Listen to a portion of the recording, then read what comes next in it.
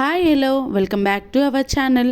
ఈరోజు రెసిపీ వచ్చేసి బీన్స్ తోటి సూపర్ టేస్ట్ ఉండే కీమా కర్రీ అండి. చాలా అంటే చాలా బాగా నచ్చుతుంది పిల్లలకి కానీ పెద్దలకి కానీ. బీన్స్ ఇష్టపడని వాళ్ళకి కూడా ఇలా వండి పెడితే చాలా అంటే చాలా టేస్టీగా ఉంటుంది. దానికోసం అయితే నేను 1/2 kg తీసుకుంటున్నానండి బీన్స్. దాన్ని బాగా వాష్ చేసేసి ఇలా 2 sides కట్ చేసేసుకోవాలి. కట్ చేసుకున్నాక మనం మామూలు మీడియం సైజులో 2 sides ఇలా కట్ చేసుకున్నాక మీడియం సైజులో ఇలా ముక్కలు చేసేసుకొని పక్కన పెట్టేసుకోవాలన్నమాట.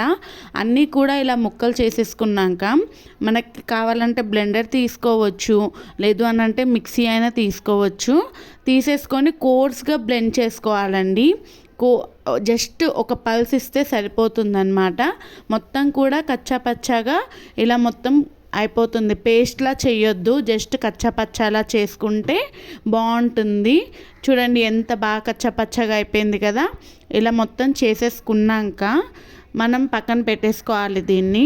ఆ తర్వాత కడాయి పెట్టేసుకొని అందులో ఒక 3 tablespoons ఆయిల్స్ వేసుకొని అందులోనే కొద్దిగా ఆవాలు, జీలకర్ర, కొన్ని మినపప్పు, నెక్స్ట్ 2 ఎండుమిర్చి వేసేసుకున్నాక అవి మొత్తం వేయించుకోవాలి. వేయించుకున్నాక మీడియం సైజులో ఒక 2 ఉల్లిపాయలు కట్ చేసేసుకొని వేసుకోవాలండి.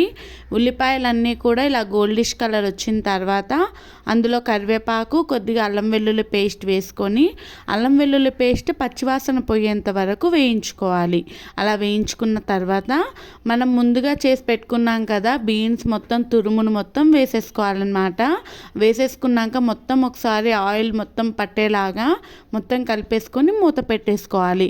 ఒక 10 minutes సిమ్లో పెట్టేసాము అని అంటే ఇలా మొత్తం పచ్చివాసన అంతా పోతుంది, మొత్తం మంచిగా ఉడికిపోతుంది. ఇలా ఉడికిపోయిన తర్వాత ఇందులో ఈ స్టేజ్లో స్పైసెస్ వేసుకోవాలి.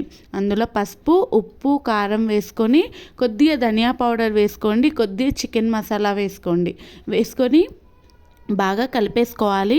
బాగా కలిపేసుకున్నాక ఒక 10 minutes మళ్ళీ సిమ్లోనే పెట్టేసుకొని మొత్తం స్పైసెస్ అంతా దానికి పట్టేసేయాలన్నమాట. అది పట్టేసుకున్నాక మొత్తం ఒకసారి కలిపేసుకొని లాస్ట్లో సన్నగా తరిగిన కొత్తిమీర వేసేసారంటే అంతే అండి, చాలా సింపుల్గా రెడీ అయిపోతుంది.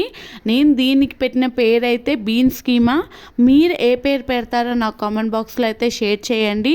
పిల్లలకైనా సరే ఇలా చేసి పెట్టారంటే బీన్స్ చాలా ఇష్టంగా తింటారండి.